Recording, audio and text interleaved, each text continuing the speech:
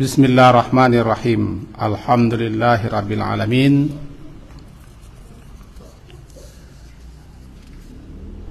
Alladzi khalaqal insana fi ahsani taqwim. Asyhadu an la ilaha illallah wa asyhadu anna Muhammadan abduhu wa rasuluh. Allahumma salli ala Muhammad wa ala ali Muhammad.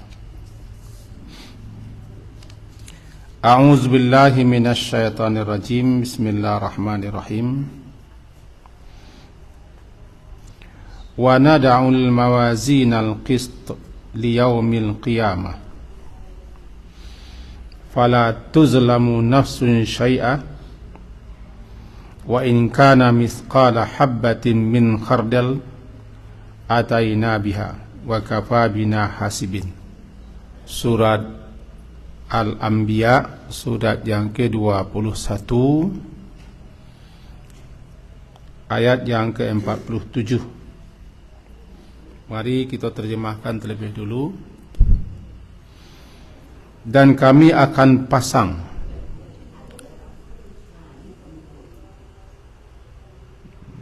timbangan yang adil di hari kiamat. Fala tuzlamu nafsun syai'a, maka tidak seorang pun yang dirugikan walaupun sedikit. Wa in kana mithqala habbah min khardal, jika ada amalan itu hanya seberat biji sawi, ataina biha, pasti kami akan mendatangkan balasannya. Wa kafa bina hasibin, dan cukuplah kami sebagai pembuat perhitungan. Al-Anbiya surat ke-21 ayat 47. Bapak-bapak dan ibu-ibu, kalau semalam kajian kita adalah pembagian kitab, itu kitab catatan amal, yang intinya adalah semua perbuatan kita tercatat, kemudian akan dibalasi sesuai dengan apa yang kita kerjakan. Tidak satu pun yang dirugikan. Malam kini sesuai dengan judul, yaitu tentang mizan. Barangkali acok kita mendengar ayat, fa amma man thaqulat mawazinuhu fa huwa fi 'ishatir radiyah wa amma man khaffat mawazinuhu fa ummuhu hawiyah. Mawazin itu jamak daripada mizan. Mizan artinya alat yang dipakai untuk mengukur berat, bobot, nilai kadar sesuatu, sehingga diterjemahkan orang bahasa timbangan. Banyak tersebut dalam kitab-kitab, namanya timbangan amal. Di antara ulama ada yang memahami bahwa nanti di akhirat memang ada timbangan hakiki, sabana-bana timbangan, dan mempercayai timbangan itu wajib karena rukun iman kepada hari akhir. Nah, ulama-ulama yang memahami bahasa memang timbangan itu sebenarnya hakiki, sabana-bana timbangan, cuman kita tidak mengetahui kadarnya, bentuknya, terbikin dari apa. Tetapi ada dalam sebuah hadis disebutkan.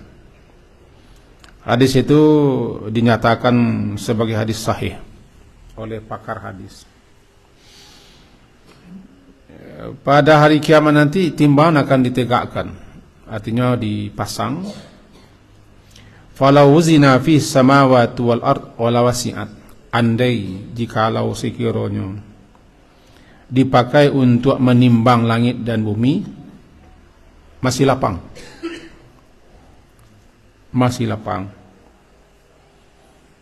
Iko menggambarkan kepada kita kalau memang ada timbangan, alangkah besar timbangan itu. Sebab andaikan langit dan bumi ditimbang, maka tampik timbang tu masih 8. Wallahu a'lam. Karena ko masalah yang gaib tentu tidak bisa kita nalar, kita rasionalkan, kita pikir-pikir agak-agak kita. Itu makanya nang gaib-gaib ko rancaknya kita iman saja. Yang gaib, yang kini nak nampak di kita, nanti di hari akhirat kan semuanya nampak. Dalam Quran disebutkan fabasarukal yauma hadid. Hari akhirat tu nanti pandangan terbuka. Tak ada yang tersembunyi, tak ada yang tanduk, begitu jalih dan tarang berasih tajam pandangan. Kalau kini gaib dah, tak nampak dah, tersembunyi bagi awak. Tapi nan jalih dalam Al-Quran disebutkan mizan dan mawazin. Nah, agunanya timbangan ya untuk diketahui bobot, nilai, ukuran. Yang kedua, untuk supaya tahu manusia bahwa sekecil apapun amalannya, perbuatannya pasti akan dinilai. Dan tidak satu pun manusia yang dizalimi. Arti dizalimi, dicurangi. Walaupun dalam ayat dikatakan walaupun itu mithqala habbah min khardal, walaupun sebesar biji sawi, perbuatan amalan itu tetap akan ditimbang. Dengan ditimbang itu ketahuilah bariknya, bobot kadarnya. Bagi siapa yang meyakini, yang percaya, beruntunglah dia, sehingganya mempabarik nilai-nilai amalan-amalan yang akan ditimbang nanti. Karena siapa? Siapa yang barik timbangnya, bahagianya. Setelah itu, apa yang akan ditimbang? Ulama-ulama menjelaskan berdasarkan sekian banyak riwayat dan hadis-hadis, disimpulkan. Yang pertama yang akan ditimbang amalan itu sendiri. Amalan itu diberi bobot, diberi nilai, ditimbang. Caranya amal ditimbang, ya kita cari sebiswa. Di antara hadis yang menunjukkan itu adalah kalimatani khafifatani ala lisan thaqilatani fil mizan. Ada dua ucapan yang ringan di lidah, tapi bila ditimbang sangat berat. Dua kalimat itu, habibatani ila rahman. Allah yang Maha Pengasih sangat menyukai dua kalimat itu bila kita banyak-banyak baca. Atu subhanallah wa bihamdi subhanallahil azim. Hadis sahih riwayat Imam Bukhari dan Imam Muslim. Dua kalimat itu diucapkan ndak sari, ndak payah, ringan, mudah, gampang. Khafifatani ala lisan. Tapi kalau diukur, ditimbang, sangat berat bobot nilainya. Apa kalimat kau nanti akan ditimbang, ya Allah sajalah yang tahu. Apakah akan dijadikan berbentuk, atau dikasih sesuatu namanya sehingga kita nampak, wallahu alam. Tapi kalau dua kalimat kau ditimbang, sangat berat. Sehingga Allah suka dengan dua kalimat kau acok-acok kita baca. Subhanallah wa bihamdih, satu. Subhanallahil azim, dua. Pacok membaca, memberatkan nilai bobot timbangan. Jadi itu namanya amalan. Jadi amalan itu sendiri yang ditimbang. Kalau salat ditimbang salat, puasa ditimbang puasa, sedekah ditimbang sedekah. Dalam hadis lain begini bunyinya, ma min syai'in, tidak ada sesuatu pun jual fil mizan, di dalam timbangan, yang athqal, lebih baik jika ditimbang. Adu min husnil khuluq, daripada akhlak yang baik, akhlak yang mulia, akhlak yang bagus. Akhlak yang baik, akhlak yang mulia, akhlak yang bagus disebut dengan beradab-adab. Jika ditimbang nanti, tidak ada yang lebih berat daripada itu. Jadi nilai adab yang baik itu sangat tinggi dan memberatkan timbangan. Islam mengajar kita namanya adab-adab. Sejak bangun tidur sampai ke lalu dipenuhi oleh adab. Apapun aktivitas kita, kerja kita atau perbuatan kita, semuanya ada adab-adab. Adab-adab itu tidak ada yang melebihi baiknya amalan lain. Istilahnya ma min syai'in fil mizani asqal min husnil khuluq. Tidak ada yang lebih berat jika ditimbang melebihi beratnya adab yang baik, akhlak yang mulia. Itu makanya para ulama-ulama dulu kala lebih dahulu mereka mempelajari adab, dan adab itu yang kurang gini kan. Orang hanya berpacu memperdalam ilmu, memperbanyak ilmu, mempertinggi ilmu, tapi adab kurang. Sangat kurang. Adab mengecek orang tua saya lah, tidak ada gini. Adab berjalan.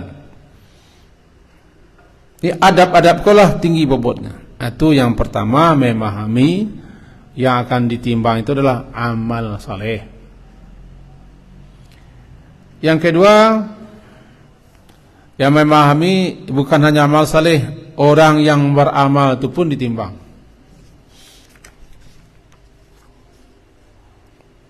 Disebutkan dalam hadis sahih diriwayatkan oleh Imam Bukhari 4729. Juga diriwayatkan dari Imam Muslim 2785. Bahwa nanti innahu la ya'tir rajulul azim samin yaumal qiyamah. Akan ada nanti seseorang yang azim, sangat besar badannya, samin gemuk, besar, gadang, gapuk.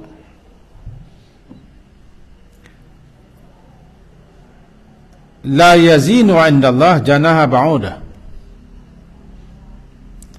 Tapi ketika ditimbang tidak lebih berat daripada sayap seekor nyamuk. Berarti itu mengecekkan bahwa berat ringan dan timbang kau bukan di gadang badan. Lain orang nak kapuk aku dan lain lah. Nang gadang badan lain, nang tinggi, nang gadang sabuk. Ini kajian ke petang, kajian lampau-lampau. Sia nang gadang badan kini tinggi badago gua puak baroyo. Matinya nanti dihidupkan kembali seperti tujuh badannya, tidak kurang. Kita kena kaji kita sekian hari yang lampau berbangkit. Orang yang badannya kate, kecil, ateng, ya hidup balik seperti itu. Berubahnya fisik itu nanti ketika masuk neraka, ketika masuk surga. Tapi ketika hidup balik, baru dia mati. Maka nanti ketika diadakan timbangan, didatangkan seorang laki-laki yang azim as-samin, badannya kadang enggak puak, ditimbang, lebih baik sayap nyamuk lah. Lebih baik sayap nyamuk. Maka berat atau ringannya timbang tidak tergantung kepada gadang badan dah. Tidak tergantung di gapuak baroyo, di kekar barotot. Tergantung di iman. Imannya atau ketakwaannya. Ini kata Nabi, nanti akan didatangkan seseorang laki-laki, la ya'tir rajulul azimus samin yaumal qiyamah la yazinu 'indallahi janaha ba'udah. Tidak lebih berat daripada sayap seekor nyamuk. Lalu beliau membaca ayat, fala nuqimu lahum yaumal qiyamati wazna. Orang-orang yang mereka kok lai bana ditimbang amalannya ndak ada nilainya meskipun badannya kadang karena di dunia dulu engkar sombong angkuh kapih melintang. Itu yang kedua. Yang ketiga kita ringkas. Ada salah seorang sahabat Nabi namanya Abdullah bin Mas'ud atau Ibnu Mas'ud. Abdullah bin Mas'ud kok agak kurui, kakinya ketek, batihnya ketek. Ketikanya mengambil ranting pohon siwak untuk menggosok gigi, rantingan kadang-kadang kok dipotong-potong. Ketikanya mengambil, lalu tiba-tiba angin kencang bertiup, tersingkap pakaian bawahnya, nampak betihnya, kiranya batihnya ketek. Lalu sahabat tertawa, agak tertahan mencari batihnya ketek batihnya. Ketika Rasulullah melihat sahabat-sahabat tertawa, Rasulullah tegur, apa yang kalian tertawakan? Sahabat-sahabat menjawab, betis Ibnu Mas'ud ketek Rasulullah. Ketek Rasulullah. Kata beliau, walladhi nafsi biyadi, aku bersumpah demi diriku yang berada di tangan Allah, lahuma, dua betisnya yang ketek itu, ketek, athqalu fil mizan, lebih barik nanti kalau ditimbang daripada bukit Uhud yang ada di Madinah. Bukit Keridia, lebih kadang bukit Uhud daripada bukit Keridia, sebab bukit memanjang. Dua betis yang kalian tertawakan itu ketek sedang pakai sapu misalnya, jika ditimbang nanti nilainya, bobotnya, bariknya lebih barik daripada bukit Uhud yang terkenal di Madinah. Sebenarnya bukan batihnya, tapi pemilik betis, keimanan pemilik betis, ketakwaannya, itu yang membarikkan timbangan. Dua. Yang ketiga yang ditimbang adalah di samping amalan dan orang pelaku amal, catatan amal. Catatan amal. Catatan amal begini. Dalam sebuah hadis riwayat yang panjang. Hadis itu diriwayatkan oleh Imam Tirmizi. Nomor 2639. Ibnu Majah nomor 4300. Ketemu dalam kitab Al-Adiyah, Fiqhul Adiyah wal Azkar jilid 1. Dan di kitab-kitab lain. Nanti ada orang dibentangkan kepadanya suatu catatan amalan kesalahan sebanyak 99 lembar catatan kesalahan. Satu lembar catatan kesalahan itu dibentang panjang sejauh-jauh mata memandang. Satu lembar.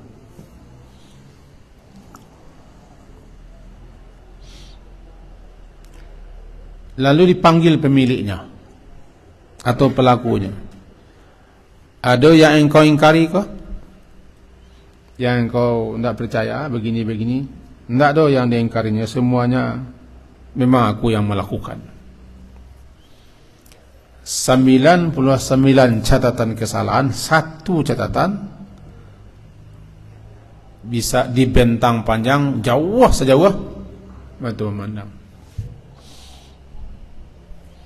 Ketika dipercayaan kepadanya, ngakunya, dan dia merasa tidak yakin.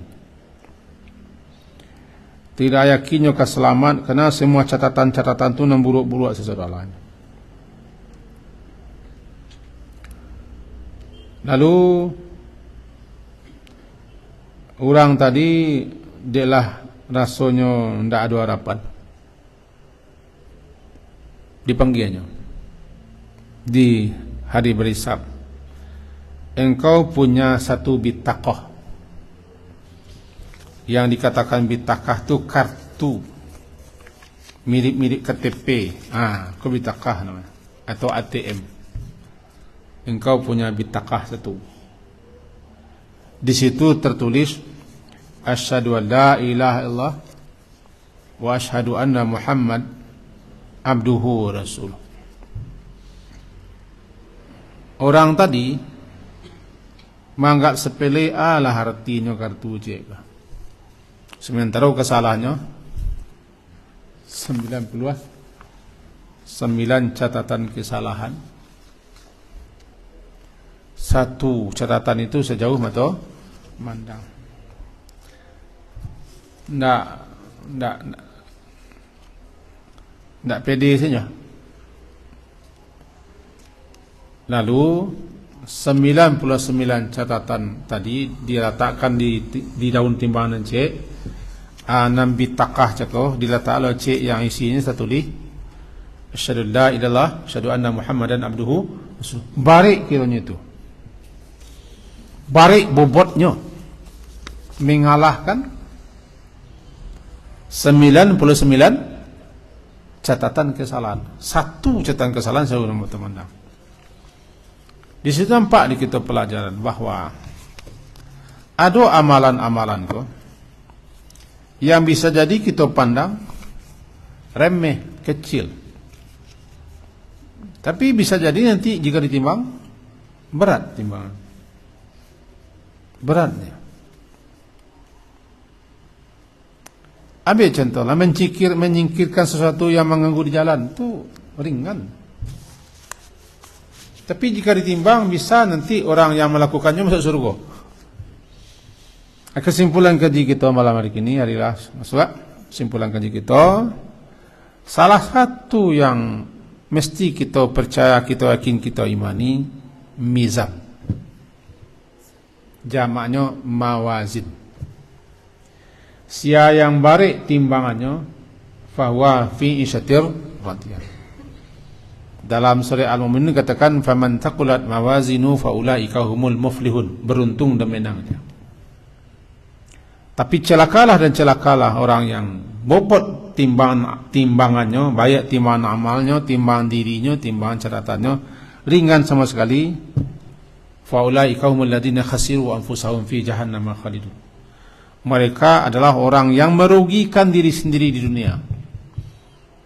Dan nanti di akhirat tidak ada nilai sama sekali.